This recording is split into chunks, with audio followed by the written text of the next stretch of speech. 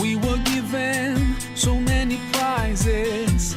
We changed the desert into oasis. We built buildings of different lengths and sizes, and we felt so very satisfied.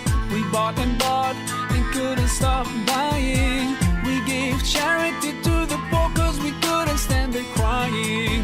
We thought we paid our dues, but in fact to ourselves we're just lying. Oh, I'm walking with my head lowered in shame for my place. I'm walking with my head lowered for my race. Yes, it's easy to blame everything on the West, when in fact our focus should be on ourselves. I'm walking with my head lowered in shame for my place. I'm walking with my head lowered for my race. Yes, it's easy to blame everything on the West, when in fact our focus should be on ourselves.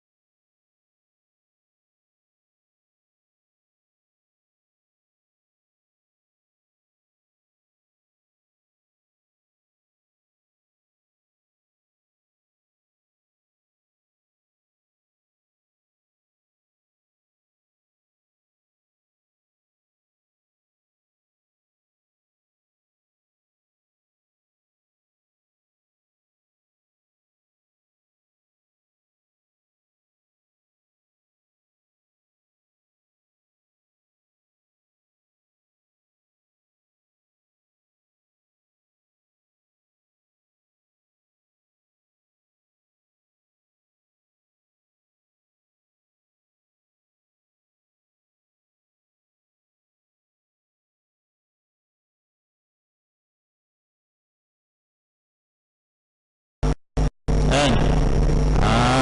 Kaki sama kaki kita tak bertemu, bahu sama bahu kita pun tak bertemu. Jadi siapa yang masuk tengah tu? Masuk tengah tu syaitan. Syaitan yang nak membisikkan keraguan-keraguan kepada kita. Sebab tu masa saya belajar dulu kat Pasar Tumbuh, sebelum solat ni teruruskan pasal paling ke belakang. Dia kata betulkan saf, kemahkan saf, bertemu bahu sama bahu. Makna kata apa? Jangan bagi ada ruang pun di antara celah tu supaya syaitan yang membisikkan kepada kita tu tak boleh masuk. Sampai macam tu sekalian. Jadi banyaklah antara lain lagi yang mendatangkan syak kepada kita. Yang pertamanya, kita kalau tengok benda yang tidak baik, kan? Benda yang tak sepatutnya kita tengok. Macam-macam ini. Kita nak keluar ke mana saja pun dah tak boleh. Kita nak jaga mata dah. Terpandang tak apa, tapi sengaja kita pandang. Benda sepatutnya kita tak nampak, itu saja kita tengok. Itu. Lepas tu yang kedua, kita selalu masuk tandas, tak tutup kepala, tak pakai slipper, tak baca doa lagi. Dah terlampau terdesak sangat, masuk macam tu je. Dah tak ingat dah doa kan. Dia ingat siapa? Ingat anak-anak kita tu lah, sebab dia belajar kat sekolah. Kita dah belajar dah kan. Tapi disebabkan kita lupa. Jadi bila lupa berdoa, lupa tutup kepala, maka salah satu juga yang boleh mendatangkan syak kepada kita. Hati kita jadi was-was. Itu antaranya. Banyak lagi lah. Cuma lagi ulama kata kita isap rokok, dan macam-macam lagi. Satu kita isap rokok tu ialah merupakan candu yang tak baik kepada kita. Kita isap benda yang makruh, kita buat benda yang makruh, maka di situ akan mendatangkan syak kepada kita. Itu antaranya lagi lah. Keenamnya, syak pada satu syarat daripada segala syarat sembahyangnya, seperti zuhur umpamanya, padahal berkalan atas syaknya.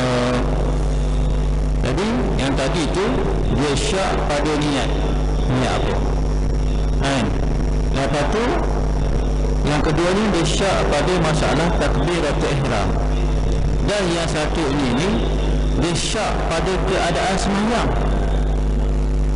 Dia dah sembahyang maghrib ya, tetapi bila kita kata contohlah duduk pada tahiyat awal tu, dia berasa dia syak, datang syak, dia kata aku sembahyang maghrib kan dah isyak ni, sebab masalah dua rakaat sama-sama kena tasyahud awal. Dia syak macam tu, dan berkekalan masa syaknya tu.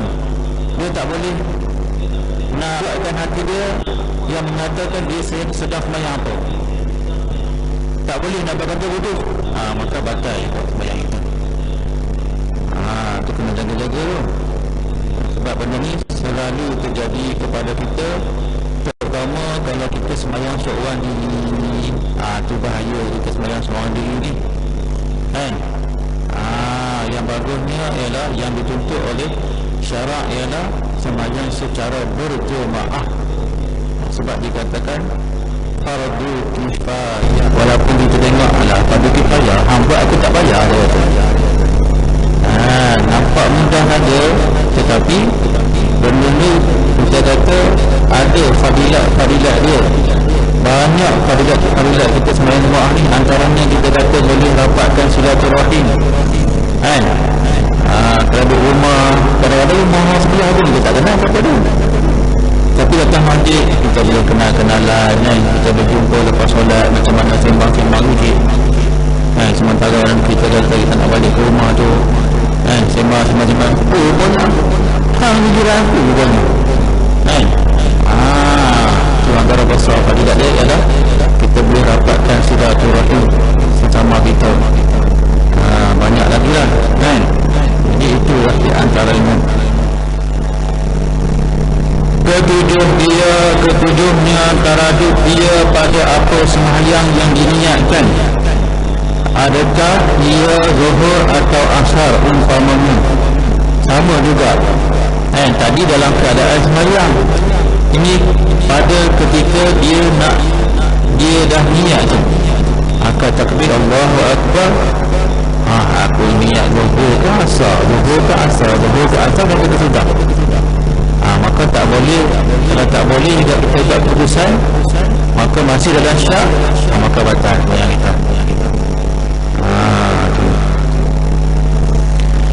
Kelerapannya hendak memutus akan sembahyangnya tengah-tengah sembahyang ni, nak memutus sembahyang secara automatik terbatal sembahyang kita. Kalau didatangkan bisikan tu kan, kita kata apa, lintasan tu tak ada masalah. Memang lintasan tu akan sentiasa datang kan. Tapi kalau kita kata aku nak berhenti terus sembahyang ni, maka secara automatiknya terbatal sembahyang. Sebab apa? Sebab kita niat hendak memutuskan akan sembahyang. Kesembilannya digantungkan hendak memutus akan dia dengan sesuatu. Kita tengah sembahyang, dah sembahyang elok ni, hati bersih, tak ingat apa dah. Lepas tu dia bagi syarat dekat hati dia, kalau hujan turun, kalau hujan turun, aku nak berhenti sembahyang, aku nak pergi angkat kain. Banyak kita buat ni.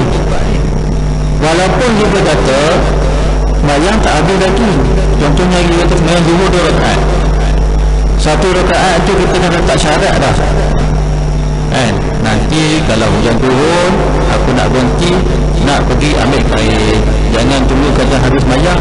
Lah tu juga dah habis sembahyang kita, dah batal dah. Sebab bila kita sembahyang ni, kita tak boleh nak kaitkan dengan satu yang boleh memutuskan sembahyang. Kalau kita ada macam tu, terus berhenti, pergi angkat kain dulu, baru sembahyang lagi. Sebab sembahyang kita tak bisa. Dia ingat kain, banyak kain ni, hujan nak turun tak boleh basah lah, rasa hujan kat dalam rumah pula ataupun ini kita kebanyakan terjadi macam ni. Kita telefon orang sebelum sembahyang nak telefon tak angkat. Lepas tu bila sembahyang boleh dia rasa datang macam-macam lah fikiran dia ni, pasal apa tak angkat telefon, aku pula pasal sebagainya. Kita letak syarat, kalau bunyi telefon aku berhenti, aku nak angkat telefon. Habis terus lah. Jangan kata tengah habis sembahyang, waktu tu juga sembahyang kita dah batal. Lebih baik angkat telefon, lepas tu angkat takbir yang baru, buat sembahyang yang baru. Ataupun kita kata nanti kalau orang datang ketuk pintu rumah, aku nak berhenti sembahyang, sama juga jadi bila saat kita niat macam tu, kalau lintasan tak kisah, kita niat macam tu kalau ada orang datang rumah ketuk pintu, aku nak berhenti sembahyang, maka secara automatik sembahyang kita dah batal dan kena berhenti buat sembahyang lain. Tak payah tunggu orang datang sebab sembahyang kita dah batal dah.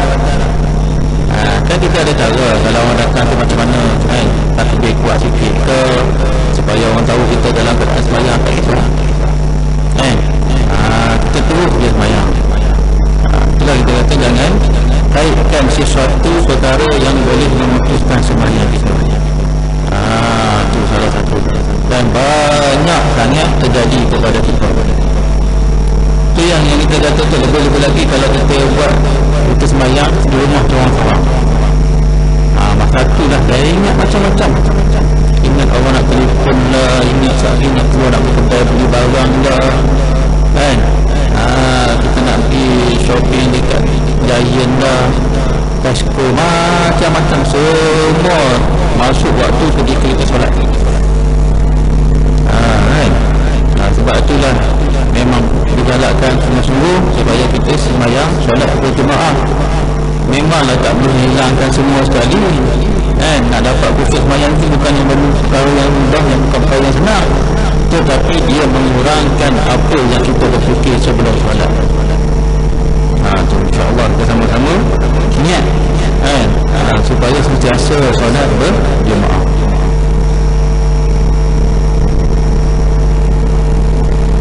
Kesepuluhnya, mempaling akan sembahyang yang ada ia di dalamnya kepada sembahyang yang lainnya.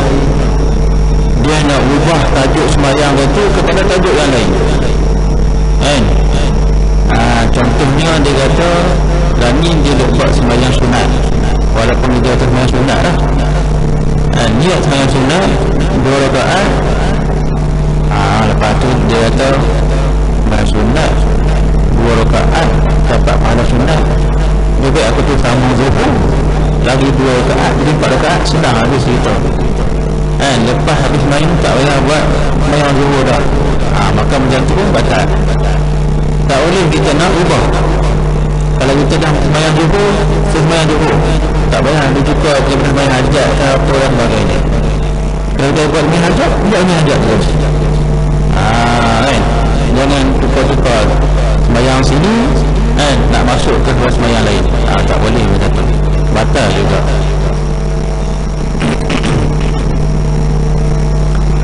Ke-11 mengajak ia akan satu rukun fi'li pada yang bukan tempat ni dengan sengaja, seperti sujud dahulu daripada rukuk. Kita melakukan rukun fi'li. Fi'li ni maksudnya perbuatan. Dalam sembahyang kita ada 3 rukun. Banyak kali dah saya ulang ni. Rukun qauli, rukun qalbi dan rukun fi'li. Rukun qalbi ialah perkara yang perlu kita buat dengan hati, niat. Itu dikatakan rukun qalbi. Rukun qauli, perkara yang perlu kita buat dengan menggunakan mulut. Bagi contoh, kita kata baca Fatihah. Sebab dia wajib dibaca. Kalau tak baca memang sah batal sembahyang dia. Tahiyat akhir sama juga, itu dikatakan rukun qauli. Perbuatan yang perlu kita buat menggunakan mulut, yang perlu kita lafaz, yang kita baca kan, Alhamdulillah Rabbil Alamin Ar-Rahman Ar-Rahim. Itu kita kata kena baca sampai sekadar telinga kita sendiri dengar. Walaupun kita sembahyang jemaah, tak apa, kita baca sekadar telinga kita boleh dengar dan betul segala huruf-huruf tu. Huruf dalam Al-Fatihah tu, di mana syadah dia kan, di mana huruf mat dia, kalau panjang 2 harakat kita kena panjangkan. Itu dia katakan rukun qauli, sesuatu yang kita kena buat menggunakan mulut, kita kena nafaskan. Tak boleh kita mulut umat kami saja tetapi tak dengar kepada telinga kita. Kalau tak dengar, hukumnya tidak sah. Tu. Dan yang ketiga ni ialah rukun fi'li, sesuatu perkara yang perlu kita buat menggunakan perbuatan-perbuatan yang lain. Contohnya kita ada apa? Rukuk, iktidal, sujud, duduk di antara 2 sujud. Itu semua dikatakan rukun fi'li. Fi'li itu maksudnya perbuatan. Kita kena buat, kita kena lakukan benda tu. Bagi orang yang mampu buat, bagi orang yang sakit itu tak ada masalah, dia dengan cara-cara dia lah. Jadi dekat sini dia kata dia buat satu rukun fi'li, perbuatan tu pada bukan tempat dia. Contohnya kita kata macam ni, dia dah baca Al-Fatihah, dah baca, dia baca surah, dan sepatut bagi dia kena rokok, tetapi dia terlupa rokok, dia tak buat rokok. Terlupa tak apa, dia saja-saja tak buat rokok, dia terus pergi sujud. Maka kalau macam tu batal. Habis nanti cak yang orang tanya kita tu, habis yang hari Jumaat tu, pagi Jumaat, subuh Jumaat tu, yang imam baca wala yastakbiru, terus sujud. Itu bukannya kita buat rukun dalam sembahyang. Itu kita dikatakan sujud tilawah. Sujud sebab kita membacakan ayat yang perlu kita sujud, ayat yang disunatkan untuk kita sujud. Itu beza. Jangan kata pagi Jumaat mau sujud, oh baca bising pula kan. Tu kita kata kena belajar, tak tahu tanya orang kan. Jangan dikasih dulu kan. Ke-12, berpaling dadanya daripada kiblat dengan sengaja atau dengan lupa dan panjang masa berpalingnya. Jadi kalau kita solat ni, dada kita sentiasa kena menghadap kiblat. Ini kita dah tentu lah ni. Kiblat kita contohnya straight ke depan ni. Dan waktu kita solat, tak boleh kita nak paling ke kanan ke kiri dada kita. Dada mesti menghadap kiblat. Kalau kita sahaja paling pusing dada, sampai lari kita punya dada tu bukan menghadap ke arah kiblat, maka macam tu hukumnya batal sembahyang kita. Walaupun dia kata kat sini dengan sebab lupa, tak boleh juga. Sebab sembahyang tu mengingatkan kita. Bila kita angkat takbir, kita ingat aku sudah sembahyang. Tak boleh kita paling ikut-ikut hati. Kita terus kena menghadap ke arah kiblat dada kita. Lepas tu dia kata panjang pula masa dia. Masa kita berpaling tu terlampau panjang. Kalau sedikit sekejap tu tak ada masalah kan. Betul sangat, terpaling, tak ada masalah. Tapi kalau panjang saja je paling lama-lama bukan menghadap kiblat, maka hukum dia batal solat itu. Ke-13, memberi salam dengan sengaja pada barang yang bukan tempat salam. Contoh, kita solat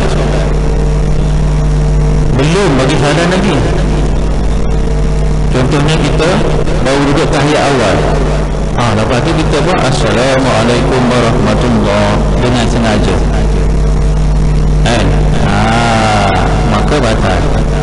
Ataupun kita tengah duduk di antara dua sujud, baru duduk di antara sujud, lepas tu kita pun bagi salam Assalamualaikum warahmatullahi, batal juga. Itu kena jaga betul-betul lah. Perkara-perkara yang kadang-kadang bila kita lama ni kita tak ulang kaji boleh apa semua, kadang-kadang kita lupa. Banyak perbuatan-perbuatan yang kita buat dalam solat yang kita tak sedar kan.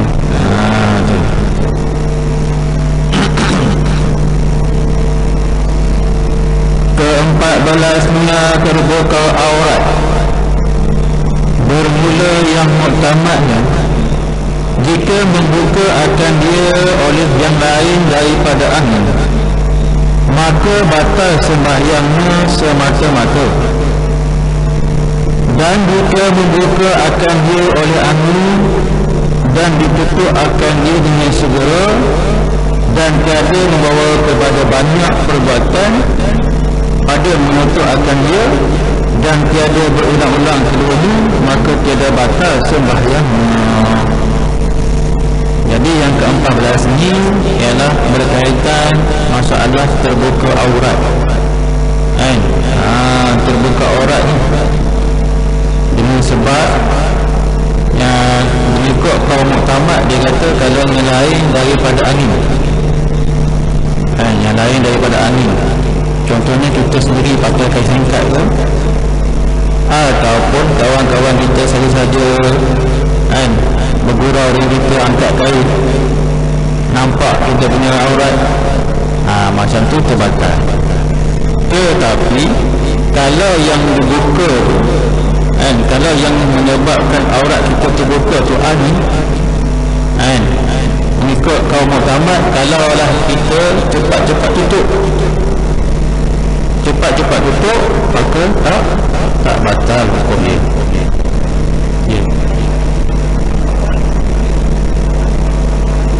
Aurat macam mana?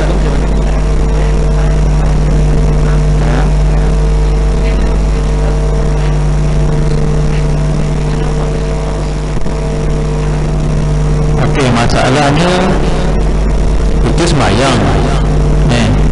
Lepas tu orang tu sujud.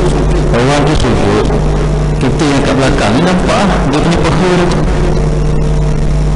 tu kan.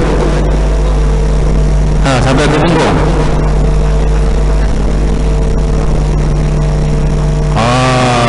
Okey. Kalau lah dia pakai t-shirt singkat sebelumnya, t-shirt singkat, ini saya tu pernah jumpa ni dekat RAR kan. Biasalah orang muda dia nak ringkas je, dia pakai t-shirt, pakai seluar jean baju pun singkat dia, bersama dengan kita kata seluar dia. Jadi bila kita sujud, maka akan terbuka lah baju dan nampak bahagian punggung belakang. Macam tu hukumnya batal. Dia yang batal, kita tak batal. Dia yang batal sebab terbuka aurat dia. Aurat kita tak ada buka. Yang kita batal ni kalau kita tertengok aurat kita, macam contohnya kita pakai baju belah baju belah banyak butang baru orang suruh pakai. Lepas tu butang kita atas ni 2-3 butang terbuka, dan waktu kita nak rokok, kita pun terpandang, pusat kita nampak. Kalau macam tu pun dia batal, sebab kita nampak aurat kita sendiri, dikira buka aurat juga. Sebab itulah walaupun kita pakai baju kita angkat sedikit kain kita tu lebih daripada parah pusat, bahagian depan dan bahagian belakang, supaya berjaga-jaga. Sebab dulu orang keluarga dulu kita tengok dia pakai pelindung hijau yang besar, yang gaji sebab dia untuk nak jagalah daripada nampak aurat. Nampak aurat ni kalau kita tengok macam tadi, yang macam abang kata tu, aurat dia saja yang batal, semua solat dia saja yang batal, jangan kita batal. Tetapi kalau kita tengok aurat kita sendiri, maka hukumnya tak batal. Ada. Dan masalah satu lagi, orang tanya juga ni, waktu sujud, aurat kita dia daripada belakang nampak. Orang yang belakang dia akan tengok bawah kaki kita, nampak aurat kita sampai ke bawah. Soalan dia, batal tak batal aurat orang yang sedang solat tu? Jadi hukum dia tak batal sebab aurat itu ditengok daripada bawah. Yang batal tu apabila ditengok daripada pihak sebelah atas, baru batal. Tu kena jaga lah kan. Jadi masalahnya kadang keliru sikit kan. Memanglah nampak aurat dia, pun dia nampak, tapi disebabkan masalah tu hukum dia tak batal. Yang batal tu ialah kita tengok daripada sebelah pihak atas.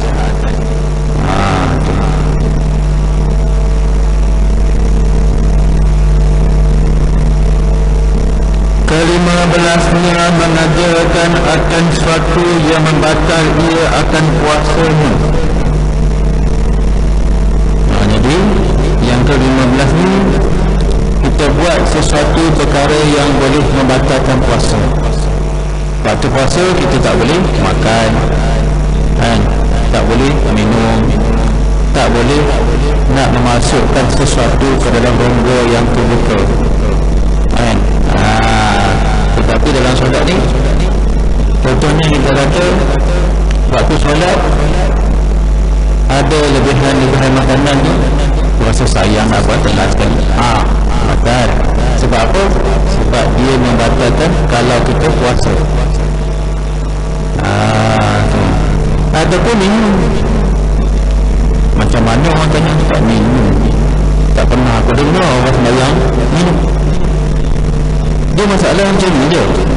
Kita minum air bergula manis yang ada bau, contohnya air sirap pada mudah. Lepas tu kita tak bomok kan? Waktu solat kita rasa manis-manis dia dan manis sirap dan rasa perasa sirap tu, kita pun pelai sekali. Maka hukum dia batal. Dikira kita sebagai minum.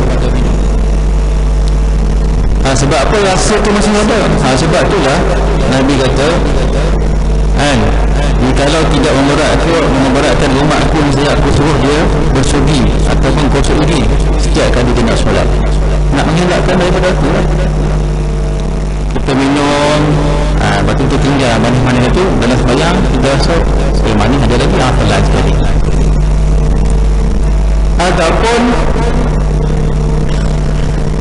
Ataupun kita kata kita termakan terlampau banyak, waktu sujud tu dia keluar sikit air wudu dia pelan sekali. Maka hukum dia batal. Dia kira kita sebagai makan dan minum dalam solat, maka hukum dia tak sah solat Islam. Kan habis tu kita berhenti segera. Kalau kita rasa kita kena kumur balik, dan kita angkat takbir yang baru, bayang kita tak boleh pakai dah. Sebab dah terbakar. Ke-16-nya melebihkan akan rukun fi'li dengan sengajanya. Rukun fi'li, rukun fi'li iaitu kita kata seperti rukuk dan i'tidal, duduk sujud, duduk di antara dua sujud, itu semua dikatakan rukun fi'li. Kita saja-saja dia panjangkan ataupun kita saja lebihkan. Contoh macam mana? Kita rokok, kita buat 2 kali rokok. Kita kata sembahyang maghrib setiap rakaat 1 kali dia rokok, tiba-tiba kita rokok 2 kali, batal. Tapi kalau dalam jemaah ramai-ramai tak perlu tegur. Kalau kita semua sewa-sewa rokok tu tetapi orang kata, Ustaz, saya pernah tengok orang rokok 2 kali ni. Waktu bila? Waktu sembahyang sunat gerhana. Itu lain. Yang tu ada kaifiat dia sendiri. Sembahyang sunat gerhana bulan dan gerhana matahari. Kita selalu buat bila terjadi ni gerhana bulan, kita sembahyang. Yang pertama kita baca Fatihah, lepas tu baca surah, lepas tu kita rokok, lepas tu kita bangun balik, baca balik Fatihah, baca surah, rokok, lepas tu i'tidal, lepas i'tidal barulah kita sujud. Itu memang kaifiat dia, kaifiat sunat gerhana bulan ataupun sunat gerhana matahari. Yang tu tak apa. Kita saja-saja tambah pada masalah solat fardu ni, rokok 2 kali lepas tu kita kata sujud sepatutnya 2 kali, kita sujud 3 kali. Bukan sebab kita lupa, kita saja-saja nak buat, tak pernah orang buat, tak pun nak try buat tengok, batal. Sebab dia katakan menambah-nambahkan rukun fi'li dengan sengaja. Tetapi kalau kita niat nak main-main dalam solat, maka hukumnya berdosa. Tak boleh main-main. Sebab sembahyang ni mana ada main-main. Memang betul-betul je, nak berlakon-lakon pun tak boleh. Tu.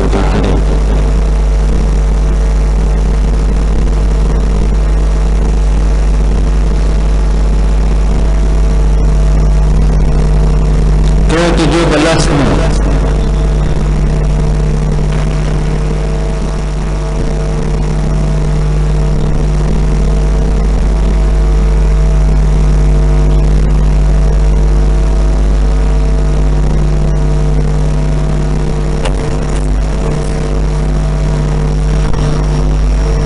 Allahu Akbar, Allahu Akbar, Allahu أكبر الله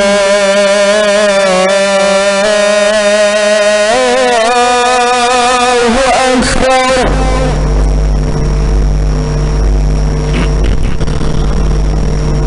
أشهد أن لا إله إلا الله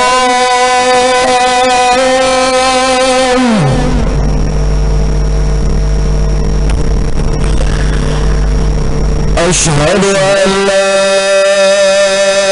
إله إلا الله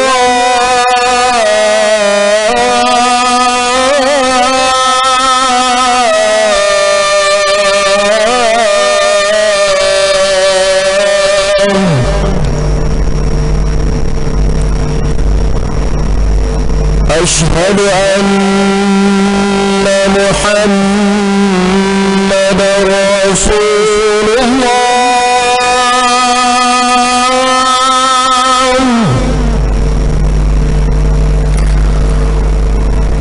أشهد أن محمد رسول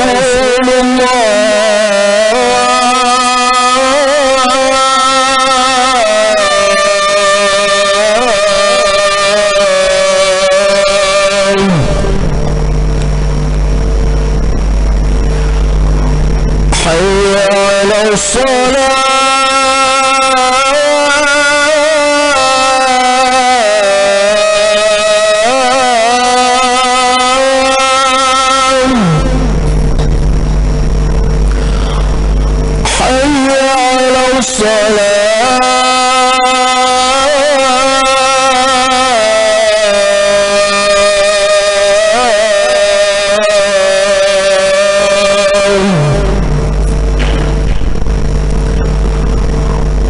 حي على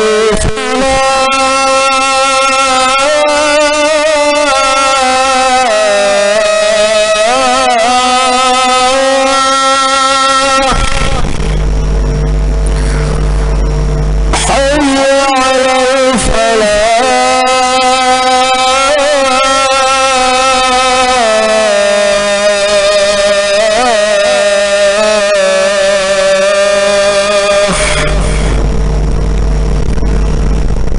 الله أكبر الله أكبر لا إله إلا الله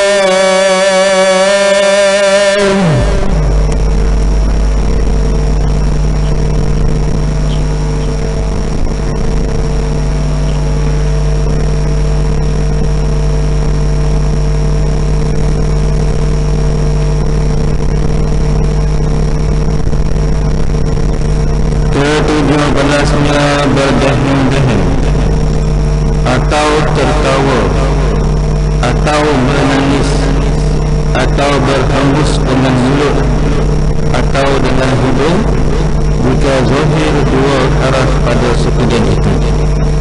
Jadi perkara yang 17 yang membolehkan sembahyang kita batal ni, antaranya ialah kita berdehem-dehem dengan solat.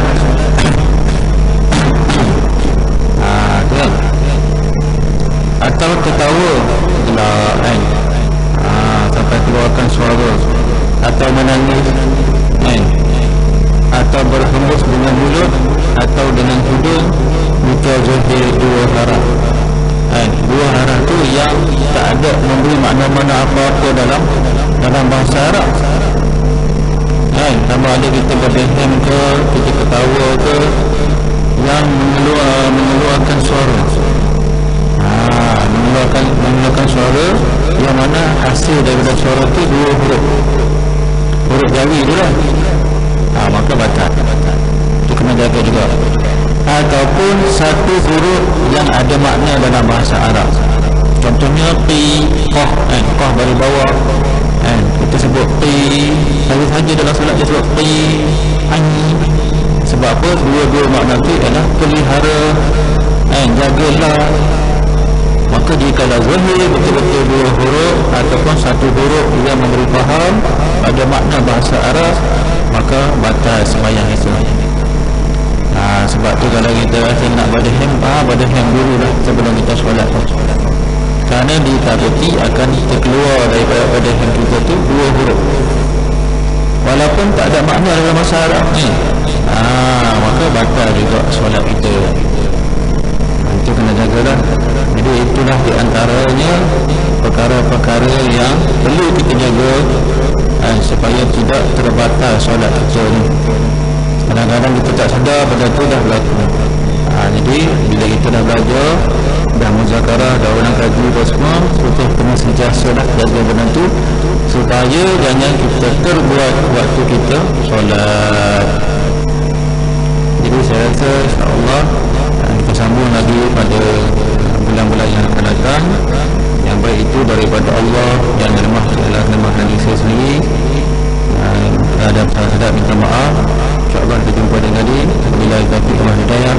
Wassalamualaikum warahmatullahi wabarakatuh.